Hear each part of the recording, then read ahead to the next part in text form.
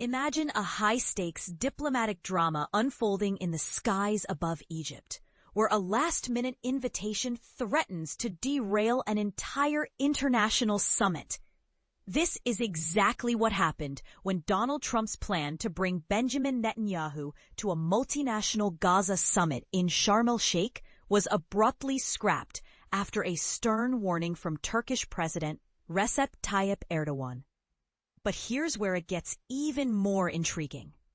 Erdoğan declared he would refuse to land his plane if Netanyahu's invitation stood, effectively grounding the Israeli prime minister's plans mid-air.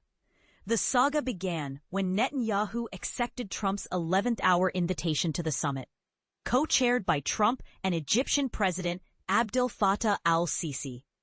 Trump had reportedly sealed the deal during a phone call with Sisi earlier that Monday. However, the announcement sparked a power struggle, with Erdoğan's ultimatum becoming the tipping point. While it's unclear if Erdoğan's refusal directly caused Netanyahu's change of heart, it's known that the Turkish leader voiced his objections to Sisi while still airborne over Egypt. Netanyahu's office issued a statement explaining his absence. The Prime Minister thanked President Trump for the invitation, but declined due to the event's proximity to the start of a holiday. Yet this wasn't the only pressure he faced, and this is the part most people miss. Hardliners within Netanyahu's coalition government had threatened to resign if he attended, adding another layer of domestic tension. The controversy doesn't end there.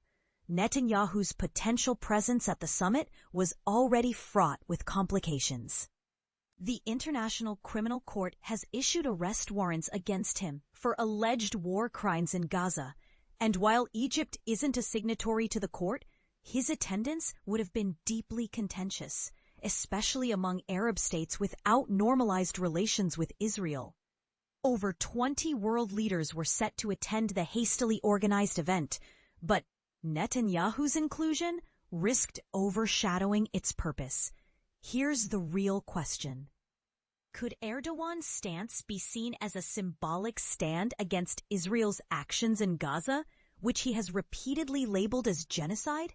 For Erdoğan, being photographed negotiating or shaking hands with Netanyahu would have been politically disastrous at home. It would also raise doubts about Turkey's planned role in the international stabilization force tasked with securing Gaza.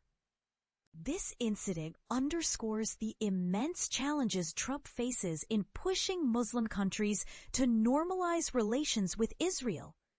What do you think? Was Erdoğan's ultimatum justified, or did it undermine diplomatic efforts?